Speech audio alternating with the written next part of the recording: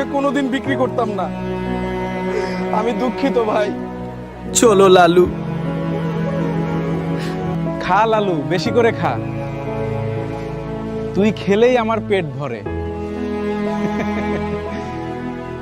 বাবা বলছে তোকে আইবার বিক্রি জন্য হাতে উঠাবে।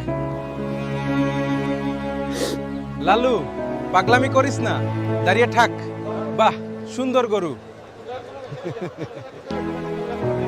চাচা, ও খুব ঠান্ডা।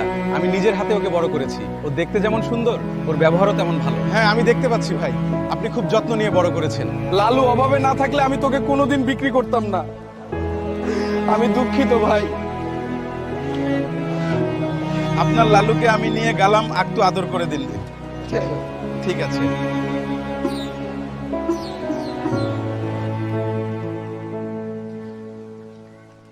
চলো লালু। লালু, আমি তোকে কোনোদিন ভুলবো না।